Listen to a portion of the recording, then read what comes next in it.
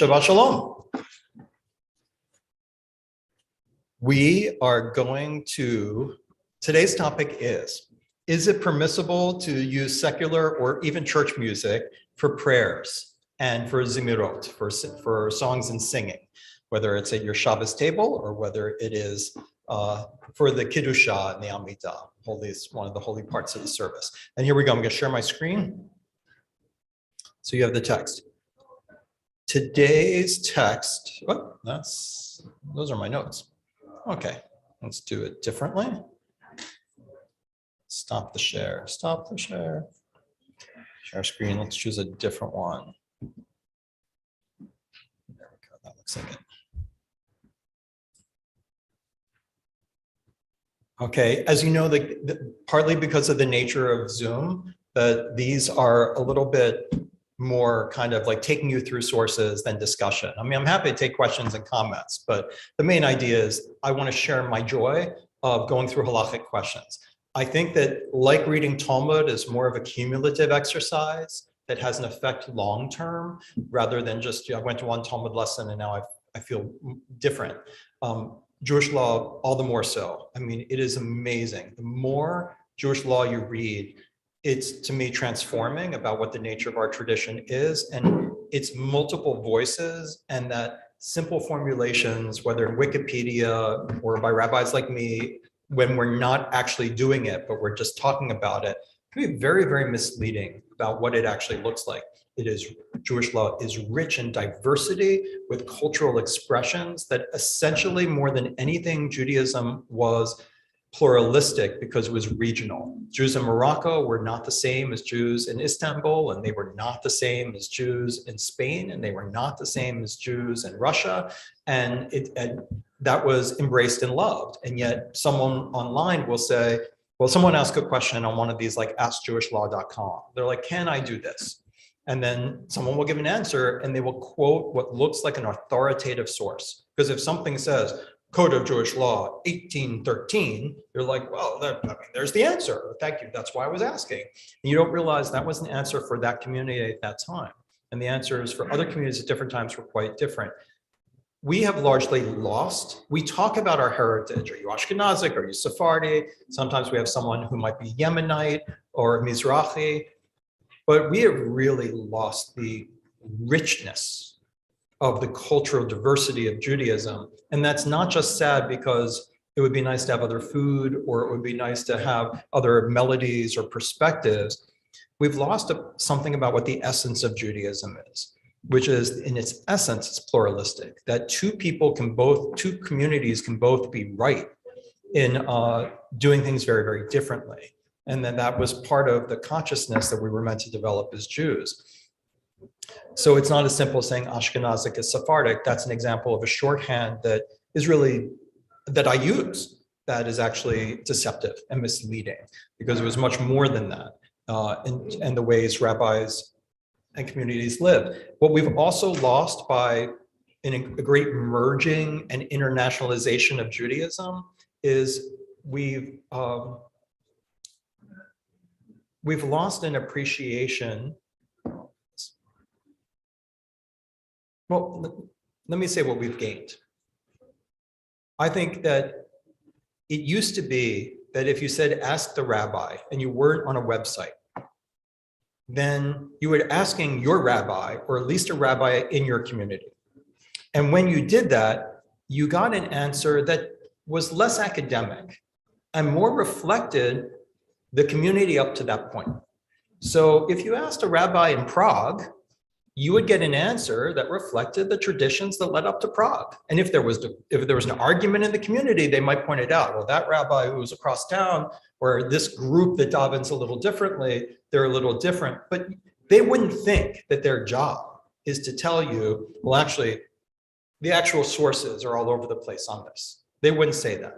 So it led to a sense of what we see in Orthodoxy today, is often, look, this is the tradition this community comes from. We're made up of certain kinds of Jews. If you join this community, you do it this way. And so my answer reflects the tradition that led up to this. But one advantage of the internationalization of Judaism in some ways is that it allows people like me, conservative Jews, to say, I can't wait to tell you about the diversity within Jewish law and to be really, really clear as we begin. So Nadav, get to the nub of it. What is it that you're trying to say? It allows us to pick precedents that are outside of our culture. So if I'm allowed to say, and I do, I really love this particular Sephardic tradition. And so I'm going to do it because it speaks to me and I love it. In a different time, it would be like, well, then go to Sfard to do it, right? If you want to sing at Nila, many of us, our favorite melody and our favorite prayer at Nila, I'm sorry, I keep thinking Ana Bachach. What's the melody? It's in my head. I forget the name of it. It's a Sephardic tradition. So what would we be doing? Doing an Ashkenazic synagogue. We love it.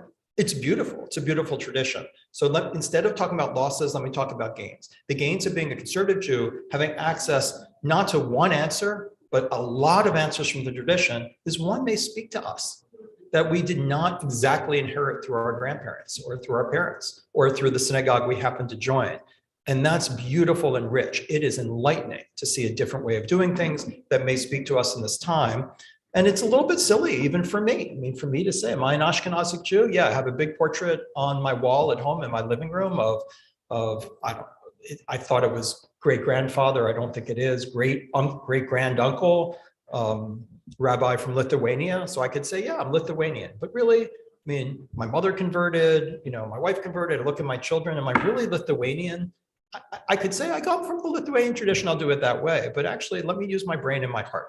Let me look at all the traditions. There may be something done at Abu Yadaya, in Uganda. And I'm like, my God, I never really understood Kabbalat Shabbat till then. But I can't do that because I've one branch of my family at one time came from a certain place. So I think that's not what I do. What I do is I love to see, like a scholar, American scholar of legal codes, that what we thought was true, actually, there was more diversity than we thought.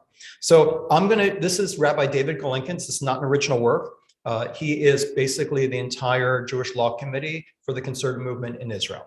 So it is a one-man show, and that's the way I understand it. There are those who consult with him, like Monique Suskind and others who do brilliant work, but he works alone, and he's pretty brilliant, and I don't always agree with them, but I am sharing his work because he's brilliant. Here we go. Can you borrow secular church music for prayers or Zemirot? Can we have Simon and Garfunkel Shabbat?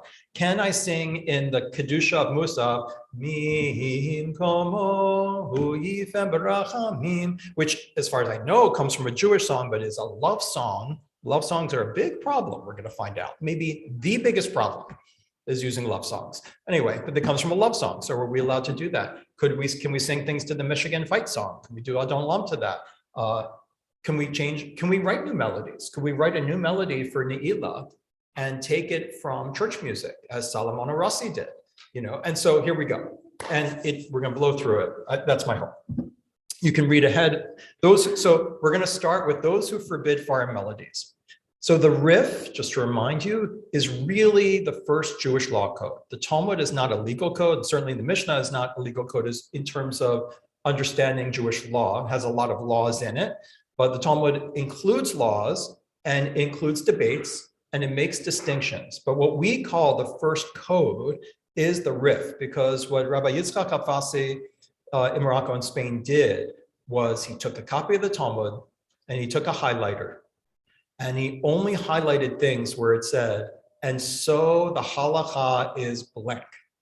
And he eliminated everything else. And so a very smart way to do it. I love the Rif. I mean, in some ways it's like, so let me just grab the Talmud. It goes from this long down to this long, and you just read, oh, so do I say do I say a blessing over one phylactery and then the other phylactery because we have two to fill in, or do I say one blessing? It's a long discussion in the Talmud, and the Rif just says you do it this way. So because he picked out the end of the discussion. So here we go. Hahazan, so it goes all the way back. A Hazan whom they heard is behaving improperly. That is, he is singing Ishmaelite songs. And I thought that meant Muslim, but I'm still not sure. And that comes up. It could mean, I'll give you a hint. It could mean Muslim, but it could mean Arab. It could just mean local, because think about where he's living. So that we don't know if it means specifically Muslim, but it probably means Arab, and we'll see that explained. do you get rid of that chazan or not? His answer, a shaliach tzibor who utters from his mouth improper things such as obscenity and sings Ishmaelite songs. They remove him. About such things, Jeremiah said, it cried out against me and therefore I've hated it. Now notice, where are we talking? Are we talking in shul? Are we talking during the service? Are we talking about Shabbat table? Are we talking about in his spare time at the tavern? I used to live in Las Vegas, and there was a synagogue I went to, and I only speak positively about it, but it was like a Broadway show. So the rabbi, the cantor used to be on Broadway, and the rabbi stood over here, and it was just Paul Schaefer and Letterman all through the Saturday morning service. So Rabbi, what did you do yesterday? The rabbi would be like, oh, it's funny you asked. It's funny you asked. Well, let me tell a joke. And then it would be like, what did you do? It's like, well, I was thinking about this song from this musical. And it goes something like this. And then suddenly we're doing it to Michamocha. So what I'm saying is the things that came up 1,000 years ago are still coming up today. Things don't change much. So does it refer to in shul or out of shul or ever? So the Ramah, now the Ramah, many of you may know, the Ramah is the Ashkenazic author of the commentary on the Shulchan Aruch. So the Shulchan Aruch by Yosef Karo is the medieval or late medieval legal code that is probably one of the main legal codes. And so the Ramah says, but then there's a commentary that is the Ashkenazic clarifications of the Shulchan Aruch. What it really is we don't do it the Sephardi way, so do it this way. So, and what the Israelite says is he paraphrases that and then quotes Rabbi Avraham Gombener, and then is quoted by the Magen Avraham, who is also, I'll stop talking about how famous these people are. These are major, major halachic works. The Magen Avraham says, quoting Israelis, quoting the Rif, a cantor who sings Gentile songs in shul, in other words, with the melody that they use for idol worship. The Magen Avraham's characterization of the Rif and the Ramah is that they're talking about using tunes in synagogue in the 18th century, and that one protests to him not to do so. Please, Nadav, don't do that again. Please don't have Neil do that again. And then if they don't listen, you remove them. And this became very influential. So if you go to Ask Halacha or Ask whatever, I forget these websites are called. These days, I battle my Intro to Judaism people because they're so devoted that they get on these websites and on social media and they ask questions and then they get answers that are almost always uber strict. But it's very hard not to believe them because they give quotes. They'll be like, it says so in the Shulchan Aruch, 143b, paragraph 2, it says absolutely you can't do that. But we never see all the codes that disagree with that position. So here we go. The Magen Avraham's position is that can't use those tunes in shul, becomes very commonly quoted by some works. However, and this is Galinkin, it can be proved beyond a shadow of a doubt that this is not the Rif's intent. In addition to the Rif quoted about the Ishmaelite songs, we have these also quoted from works of Fassi. We have Kolbo, who sings that they're Orev, which seems to mean probably Arab, like it's songs. So they're talking about singing Arab songs, and that might outside of synagogue, who sings Arab songs, which are called Beshar Alav. The Radbaz he sings love songs in taverns, disgraceful songs. So there's a tradition as you can't sing these songs in shul or melodies. And then there's the whole tradition, which is we're talking about people who, if they're leading the congregation, should they be in taverns singing profane songs? That's really the issue. The Ramah says, who sings songs of the Gentiles or idol worshipers, again, songs. So what Galinkin's arguing is even Isserlis was not talking about just in shul, and that he's quoted by the Magen Avraham to be taken as saying those who use those melodies in synagogue, that's prohibited. But even the Ramah was saying, we're talking about who sings songs outside.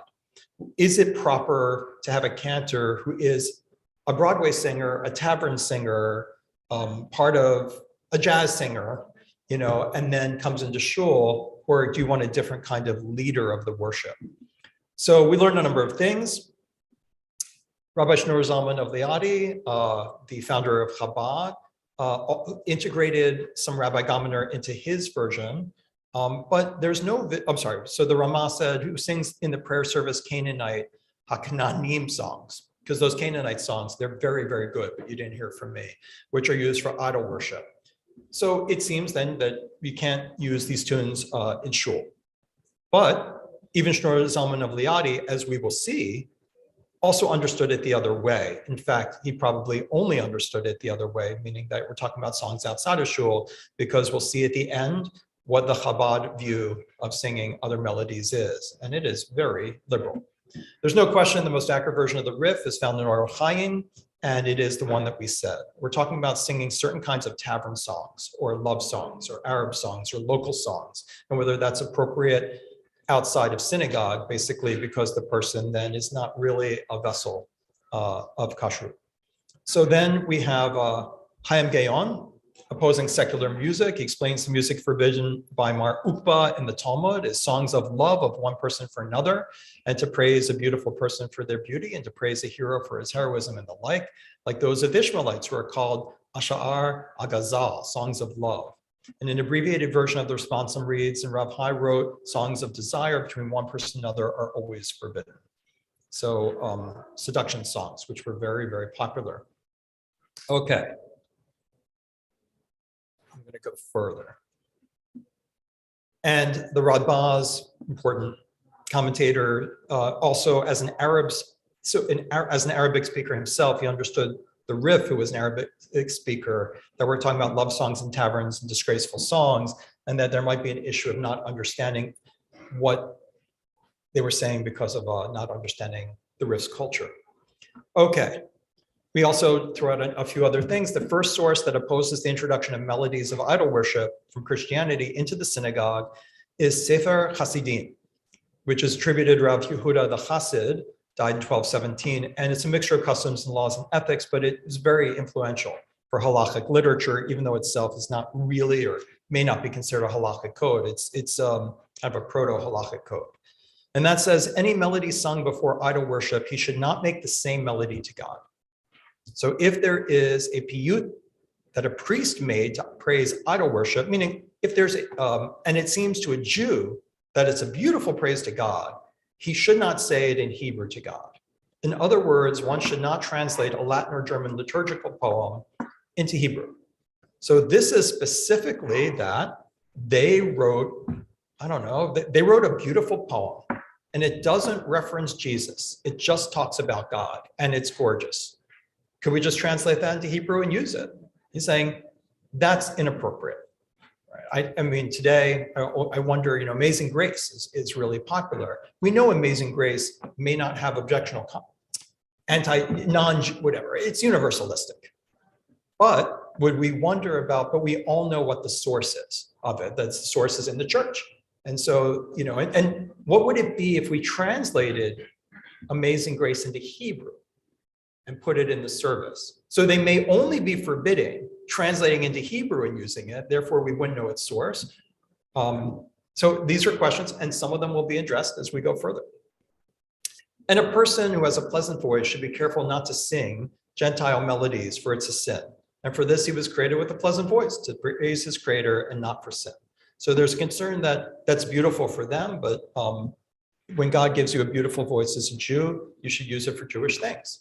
In other words, if it's forbidden for a Jew with a pleasant voice to sing foreign melodies in general, how much more so would it be forbidden in a synagogue? Also, so don't do it in shul.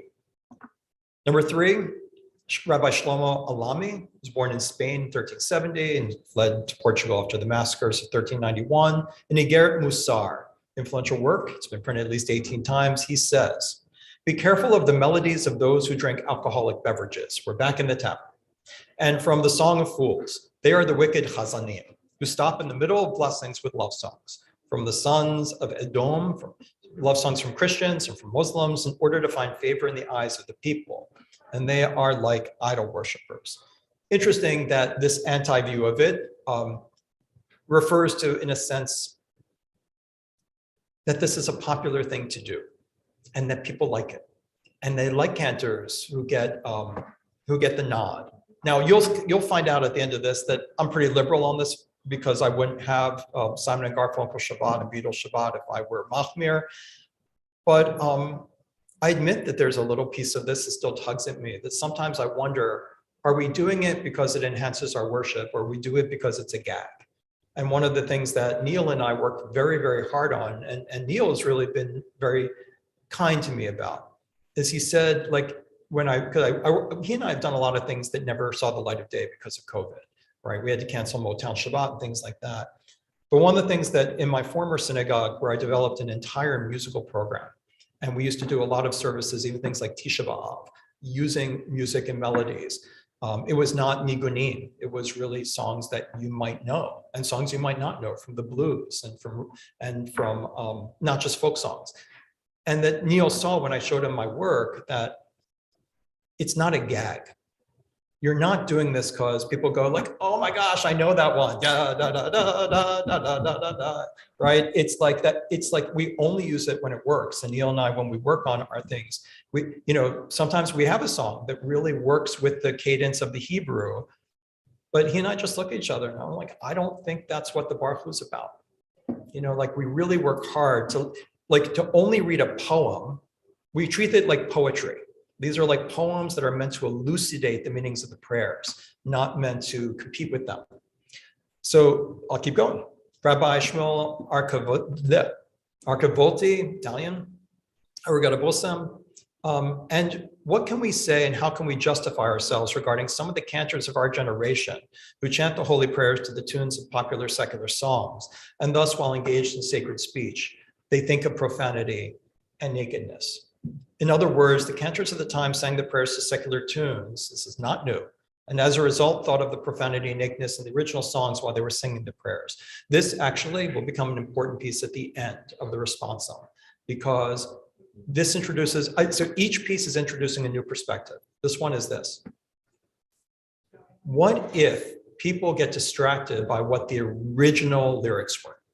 Because if I'm going to do something to the tune of, I don't know, Yesterday by the Beatles, people are going to think of what yesterday is, right? And so one has to consider that.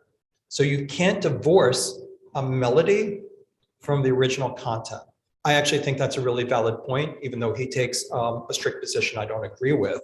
But I think he's introduced a very important new dimension that you can't divorce things from their original people. Let's just put it this way. You better know that people are going to think of the original lyrics.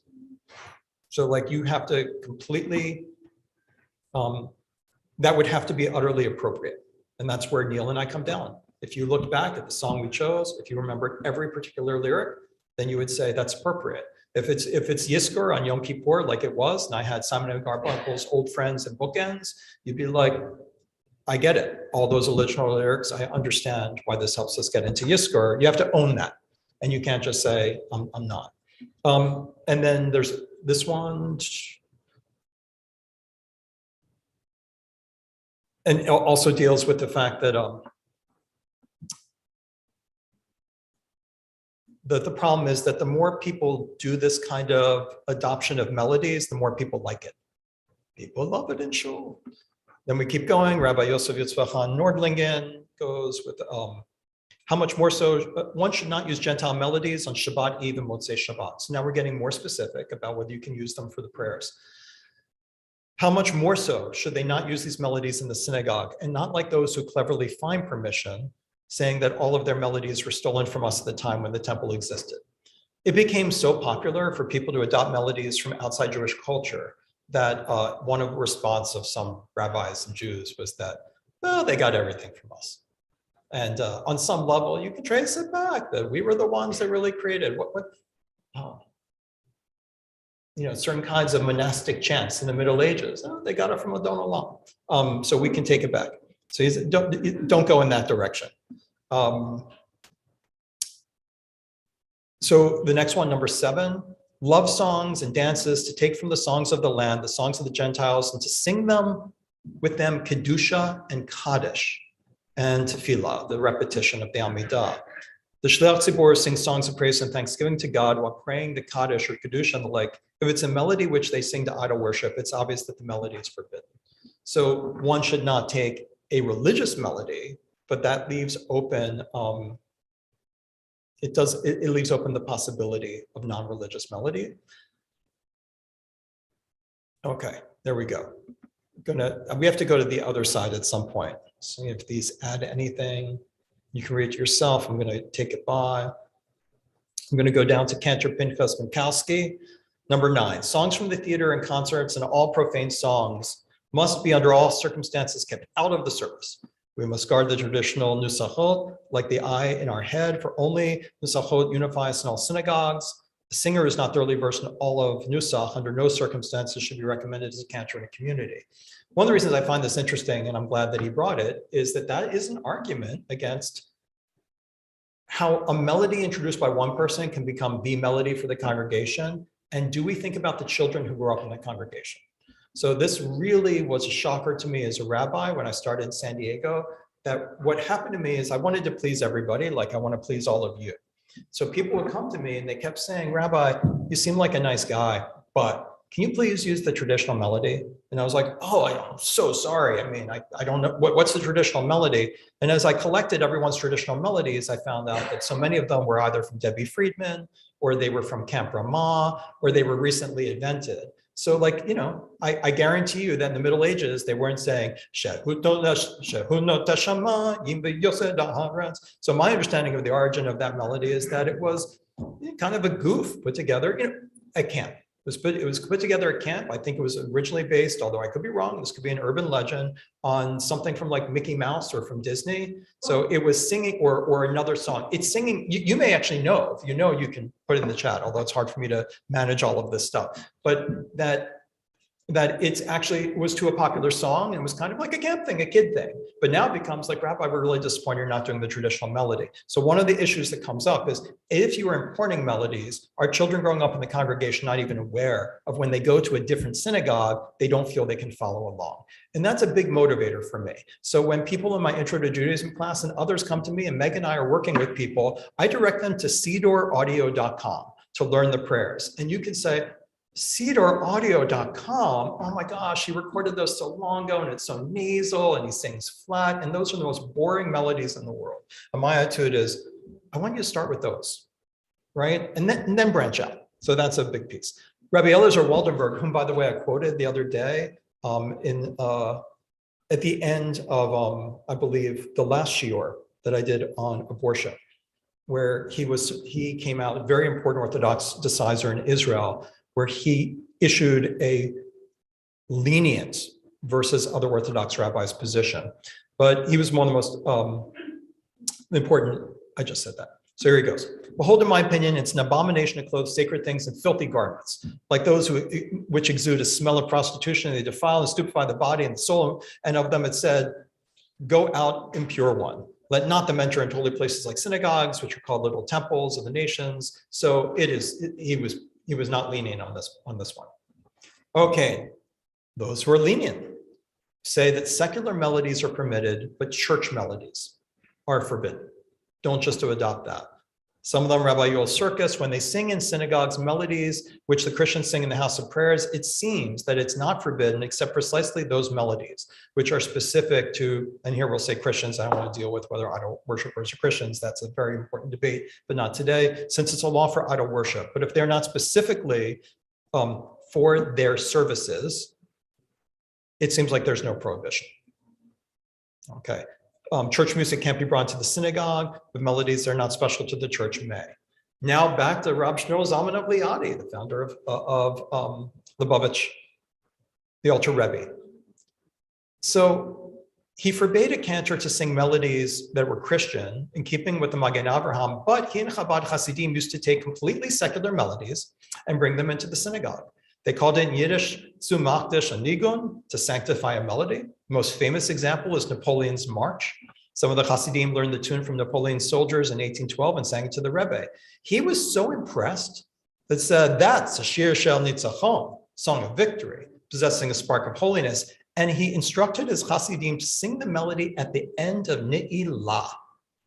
So if you're saying climax the Holy of Holies with Napoleon's March, it tells you what you can do on a normal Shabbat. Before blowing the shofar, it symbolized the victory of the Jewish people over Satan. It's custom of Chabad until today. Rav Moshe Feinstein, leading decider of American and Israeli modern Orthodoxy, and not so modern. With the law of hearing the melodies of auto worships actually says the melodies that the Christians sing in their houses of worship, certainly it's forbidden to hear them on the radio and even on a phonograph. So you shouldn't be listening to Christian prayers. And not only the melodies that are sung now, but even what they used to sing long ago. So don't sit out there and say, well, they don't pray these now, but I'm listening to this beautiful medieval church music. And also the melody that some Christian composed for a verse of Psalms is forbidden. So you heard a beautiful piece of Psalms, don't use the melody, even though the Psalms come from us, because the melodies that Christians composed verses are intended for their prayers. And so that's forbidden. But he recognizes that the author of a melody that did not intend to sing it for their worship, but to sing in general for the sake of enjoying singing, even though the composer of the song is a Christian, there's no prohibition. But in general, it must be assumed that's for their worship and forbidden, even to earn a living, it's forbidden. So you shouldn't be giving a show, privately at the JCC where you're singing their music. That's Rav Moshe Feinstein. But unless it's their prayers, there's no prohibition.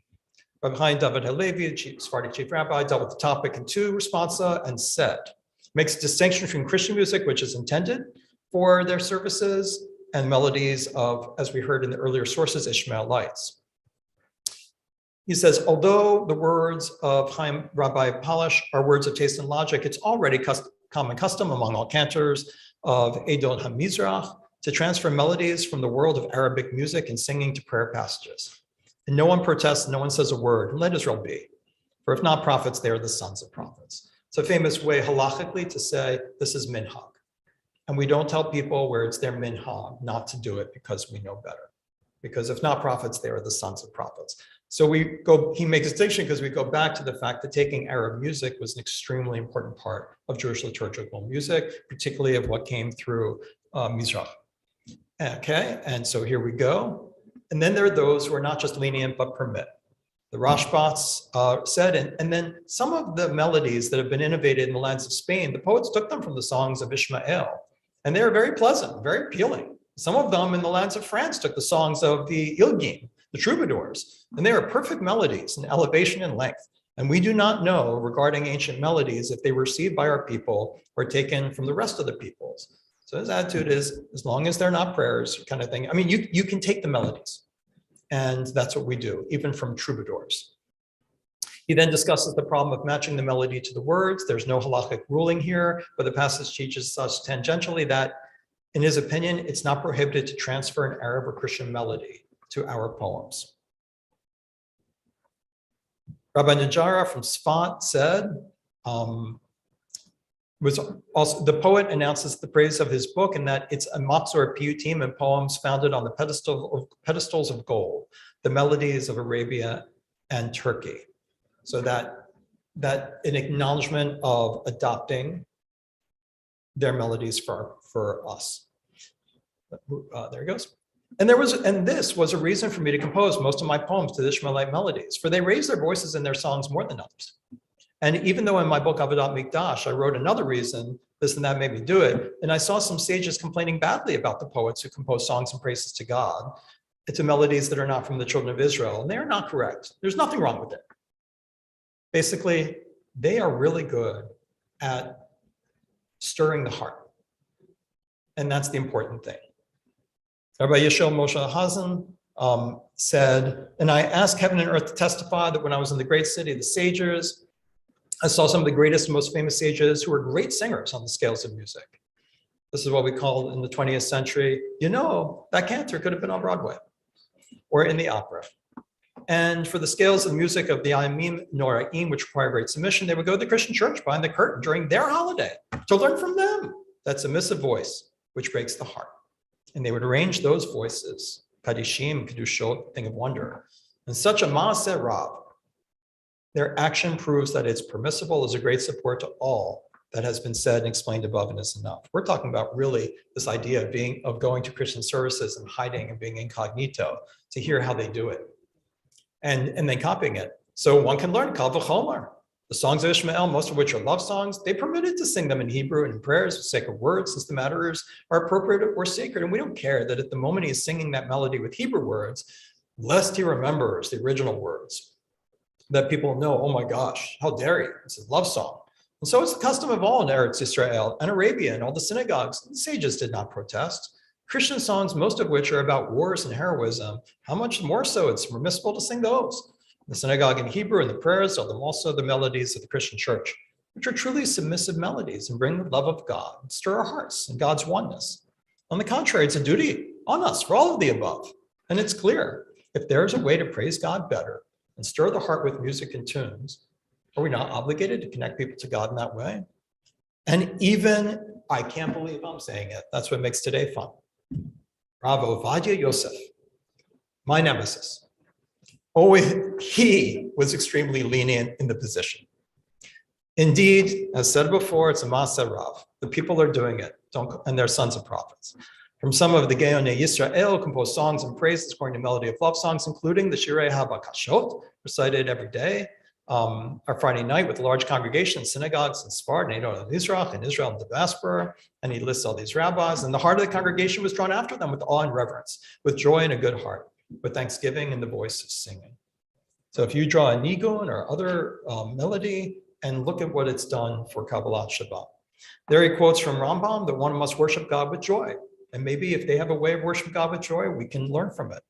And on this, the great men of the generations relied to compose songs and hymns to the melody of Arab songs to sing to God, Baruch Hashem, at wedding and bar mitzvah and circumcision parties. I didn't know that was a thing. On Shabbat and Yom Tov with songs based on the melody of Arab songs. And he quotes from the above mentioned Rabbi Hazan. They used to chant prayers in Kadishim Kedushot, the Arab, Turkish, and Christian melodies. So not only if you thought originally that you couldn't possibly at least do the love songs, this is why halakha is so interesting. Even the original, the love songs, even for some who say you might think of the original lyrics. If we can learn how to use music and melody to really connect people to tefillah, then why not? And so you see the origin, it was a long time ago in the Kedusha, to do different melodies and to bring in other kinds of melodies that would be appropriate. And maybe even in the repetition of the Amidah. So this is Galinkin, and I'm just going to quote him exactly because said better than I could. Galinkin Paskins for the conservative movement of Israel and for our consideration. As can be seen from the quoted sources, this is not a halakhic disagreement based on the Babylonian Talmud, but rather a disagreement between different customs from the Middle Ages until today. In such cases, it's difficult to say who is right and who is wrong. Rather, nara, every place follows its custom. I personally share the misgivings expressed by Rabbi Archivolti in the 16th century and Rabbi Palach in the 19th. If the secular song being borrowed has vulgar lyrics, or the Christian song being borrowed has clear Christian content, they should be avoided, since both the Hazan and the congregation will think about the original words as they are praying. This will definitely harm their kavanah as they stand with awe and reverence before the King of Kings, the Holy One, blessed be He. So therefore, singing Amazing Grace would be okay because it stirs the heart and it doesn't have this kind of like explicitly Christian content. So even taking a prayer like that would be okay. And I agree with Kalinkin, which is that we still have to be careful if people know the original words. I take the view, as I've told you already, that I want them, if they think of the original words, that it's like a poem, it's like reading a beautiful, beautiful poem that is in the same spirit as the prayer, like we do on Friday night with poetry. We say, I'm going to take this prayer and read this poem by Mary Oliver or by Rilke. You can see that what they're talking about is the same thing is in many ways the same thing as the psalmist is talking about. So that's why I'm careful about the songs I choose. I'm sorry about in the chat area, I've not been able to read, but now I can because I've taken off. So we absolutely do Adon Olam to different songs. And so one of the things to say is that if it's Napoleonic, like, is it really in the spirit or is it not? I mean, I've been kind of forward about the fact that I'm not crazy about Shehu Notesh Shamayim because I do feel like it's a bit of a gag and so like that doesn't make me feel good. I mean, a gag is if I feel that the melody that we're using, it may be fun, but not respectful, then I don't want to use it. But at the same time, I also realize that these things detach from their roots and that I feel like so many of the poskim, we need more, it was said explicitly by, I forget which one, we need more joy, right? I love my wife. And I love her perspectives on Judaism as a convert. And one of the things she said to me is often like, there's a lot of sadness and there's a lot of lachrymose stuff, and we got to make up for it. There's got to be more joy and there's got to be more upbeat. And the lachrymose material has only increased even through this past Shabbat. And so that things that connect us to prayer and joy are important. And also, I think that break your heart. I think melodies that we know break our hearts normally, and we add it to something to break our heart. Music is the universal language. And I would like to go with the Makil, with the lenient position here, and say, if you can divorce it from its roots in some ways, let it be that universal language and not consider it to be rooted or offensive because someone else came up with the melody. And thanks, Jason. Top 10 Christmas albums made Jews, and so on and so forth. And Harvey gives the original responsum. Thank you. And what do you think about using choirs to sing prayers? Every time I see a choir at a synagogue, I immediately think of Christianity. Or is this one of those we invented at moments? I'll just say from Chris, some of these songs like Amazing Grace in African-American churches, or the love songs like Ghazal and Sufi traditions, are not only making important moving connections to God, but also create solidarity. Isn't that also an important element to consider too? Amen. I know that Rabbi Brad Artson and Ziegler used to talk a lot about his love of gospel. And although gospel is not my favorite, I am a big fan of other religious music, and I feel the same way about it. So my feeling, my feeling. But I'll go back to Adam. What do you think about using choirs to sing prayers? Every time I see a choir at a synagogue, I think of Christianity. So the answer to that is I'm not going to answer that because I'm too diplomatic and smart as a leader of a congregation to answer that. I have found choirs to be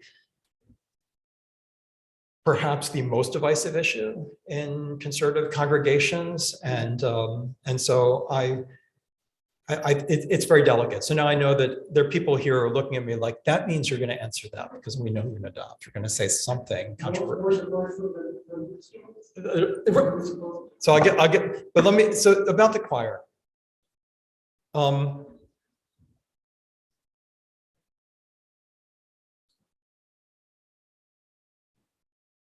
I think the issue around choirs is sometimes, and it's not what Adam Layton was bringing up, but it's not any of these issues, is it really?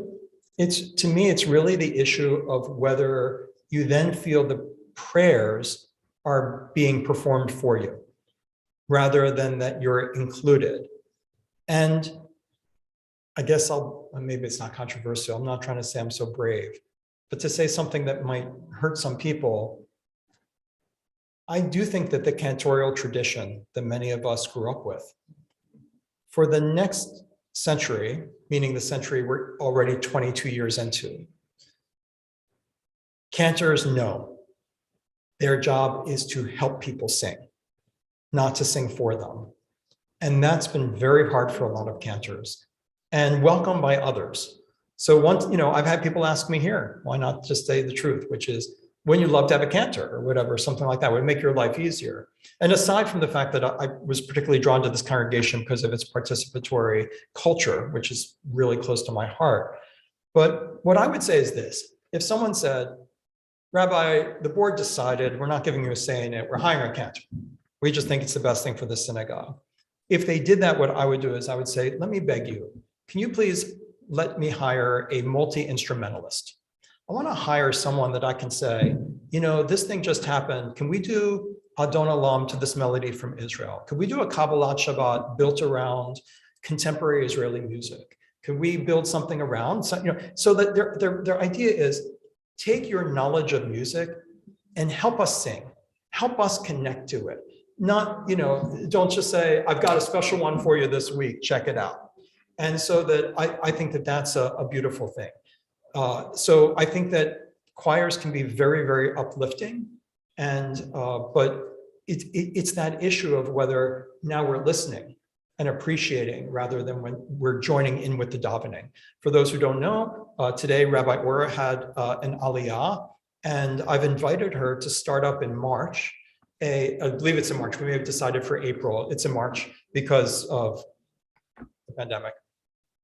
We're going to start up a monthly Friday night service. What I've asked her to do is to bring all kinds of different melodies and tunes, from, nigunim to the different, Kol HaShirah and Kol HaNeshama, and the different amazing, Mosaic Law, all the different singing places throughout Jerusalem and the world, and mix them together. But what I told her to do, so what I want her to do, because this speaks to the choir, is I want her to invite people to learn them with her, so that we don't have someone come in and say, everyone, I'm going to teach you a tune in the middle of the service and repeat after me 4 times. And now you have it. And now kind of sing along. I don't find that conducive to davening.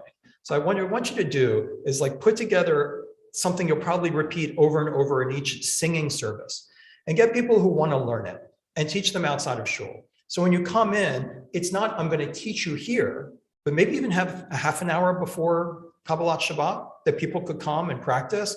But when you're there, you're hearing it. Like for those of us who didn't know Musaf and then started coming, and then we get used to it. Or anything that you hear, you get used to. So the beauty of it is it's like a choir, but it's not a choir like, well, I don't know that, or they're going to condescend to me for a moment and say, we'll teach it to you standing on 1 foot, but rather everyone's singing it, and I can learn to sing it, and I can get the recordings, and therefore we're singing together. And Jason said, Forest Hill Center had a choir during high holidays, way too performative, stifle participation. And I agree. I mean, I prefer to have a choir come on and do something like, I would be happy if they sang, Old Friends and Bookends before Yisker, something that we're listening to that really kind of tears our heart open. But, maybe Solomon Rossi, not so much anymore. But I know that you guys are Solomon Rossi fans, and don't send me emails after Shabbos. I know, it's amazing. So here we go, beautiful points. And I just want to say, Jason in here. Right, and Jason was agreeing with that. One thing I'll also say is that when I was in the Bay Area, even some conservative congregations used choirs. I don't know if people realize that I actually knew a lot of the people who were singing in the choir, and they were not Jewish. And they sing straight up from music with transliteration. And that's a problem for me. I think if someone is singing in the choir, they should have a sense, like any Shaliach Tzibor, they don't have to know every word of Hebrew, but they should know what they're singing. And they should probably be able to read from the Hebrew, especially if it's high holy days. Because, you can't, why have bar bat mitzvahs? In a way we're saying, like, you're going to earn this. You're going to do something hard. Because when you're standing up there, it shows that effort that was taken. None of us have Hebrew, biblical Hebrew and liturgical Hebrew as our first language, And so that I think that was, and so I think there's a slippery slope there with choirs, because, when your 3 harmonies drop out, it's easy to grab some from your social media group, regardless of whether they understand what they're singing. And actually, and for me, I knew a couple of people who sang in those choirs who were virulently atheistic, virulently. And so it seemed to me strange that they were down the street at a conservative synagogue singing in a high holy days. Because they love singing. They're like, we got hired, you know what I mean? It's awesome. And, they were also doing Handel's Messiah on Christmas. So it's equal opportunity. So with that, I'm going to open up to anyone. I know I did the chat area. Is there anyone that would like to share? You doesn't have to be a question to me. I really just ran through Blinken's argument. Is there anything any opinion, or could be a question or comment anyone would like to share? And I'll repeat what people say here for the people who are online. Well, my comment is that just like the first, that there is no truly Jewish food. Every food that we call Jewish is borrowed from some other tradition or ethnicity from the place. So isn't it the same with music? Is there really any truly Jewish music, or was it all borrowed from other sources? So that's what we used to, we forgot. So I'm going to modify Larry's position a little bit, but what Larry was saying is that, you'll tell me later, that wasn't me, is that when we really understand music, we really have to ask ourselves, what is its cultural source? Did it really come from this culture? What is it that I've heard, that I've adopted? How were we raised? What were we exposed to? What were the people whose songs and melodies were exposed to? What were they listening to? And so I'm going to say that I feel like Larry made my point better than I did, which is not only is music a universal language, but it has universal origins in a lot of ways. It is like nature cross-pollinating. A lot of times music both knows borders and we want to recognize cultural authenticity, but in some ways it's like the pollen and the seeds scattering across borders. Who knows where someone, the troubadour or other heard a melody, adopt it. And a lot of that is also unconscious. Sometimes you can have, I don't know, Shostakovich or Schubert, someone saying, I'm going to put this to Hungarian dances. But a lot of times it's a lot more subtle. So who's to say that there weren't Jewish original sources? Like you're kind of taking their point. They probably got it from us. I'd like to think that point they probably got it from us is actually a broader realization about like, on some level, this is something that transcends boundaries and how, appropriation. It's a matter of how, when, and degree. If we didn't have appropriation, we wouldn't have the Passover Seder. If we didn't have appropriation, we wouldn't have the Festival of Lights during Hanukkah. And we wouldn't have a lot of ways of connecting to God. The question is when and how, and the sources we went over today talk about, I love it. They talk about different aspects of it. Probably, what do you think we covered? Probably 7 or 8 different insights into what goes into someone saying, today, during the Kedusha, I'm going to do it to this melody I took from there. Seems like a binary question, but there are a lot of different aspects to it. Any final comments? Mira? The quote from Obadiah Yosef clarified something in my head about the Hasidic Song Festival that started in like the late 60s or 70s in Israel. I think it was 70s. I could be wrong, but maybe late. So go ahead. And like that, now I'm like, how did they do a Hasidic Song Festival? And like that makes sense now because he was okay with it. And all the tunes that we think of as old fashioned came from that song competition. Like, like those are just song, like Hallelujah was a Eurovision song. Like all these songs that I grew up thinking of as classic actually aren't classic. They have an origin that I have lost. Right. So what Mira is saying is that it's amazing that how many songs, like from the Jewish folk festivals, of the Hasidic folk festivals of the late 60s and 70s, where, we got melodies for Oseh Shalom, and we got melodies of, Adon Olam, Hashem Alav, and things like that, that they become traditional, but they were new or adopted, and that we see that, the origin. I've always wondered, like, you may not know this, but you may know this, that it's not much more than a month that we're going to have Deborah Sachs-Mintz come out and do the Rosenberg Scholar Weekend.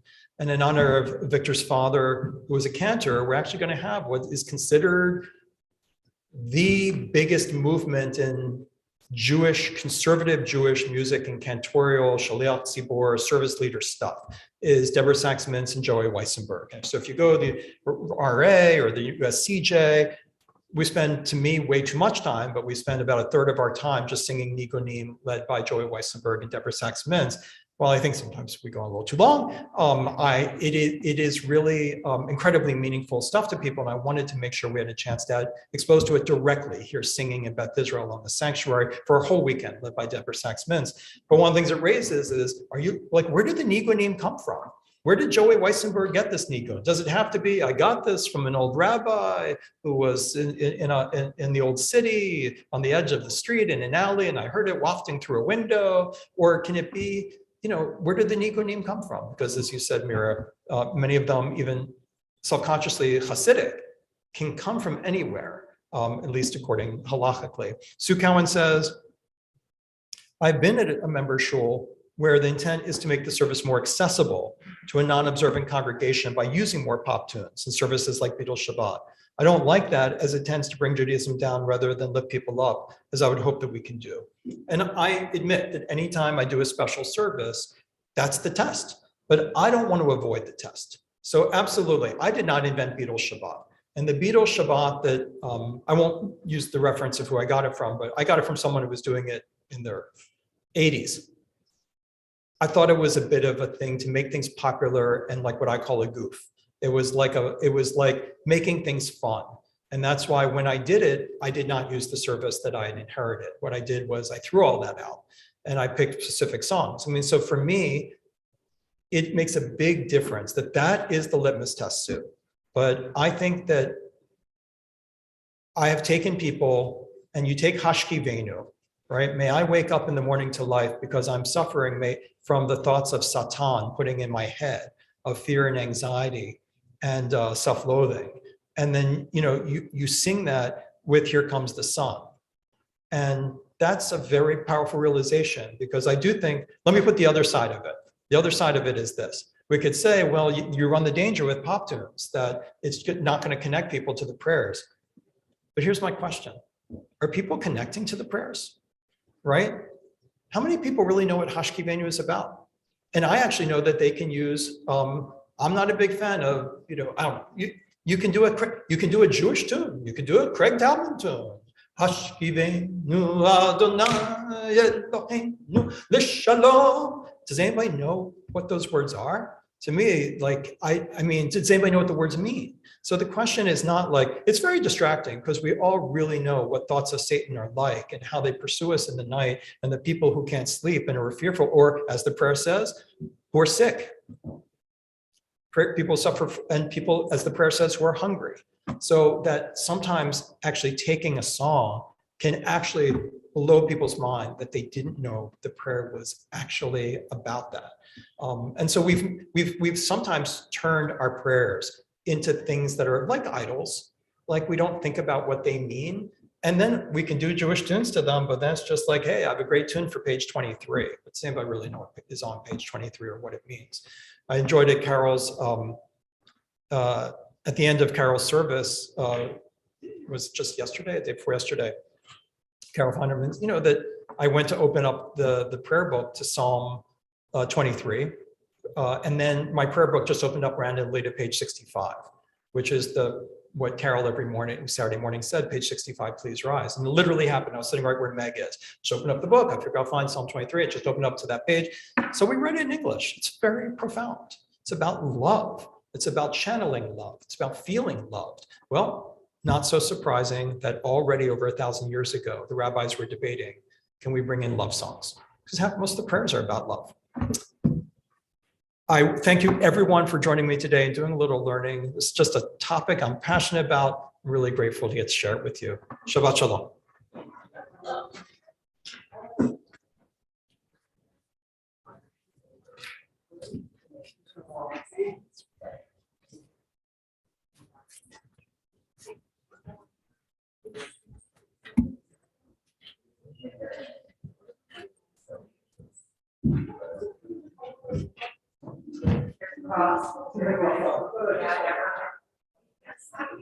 Other than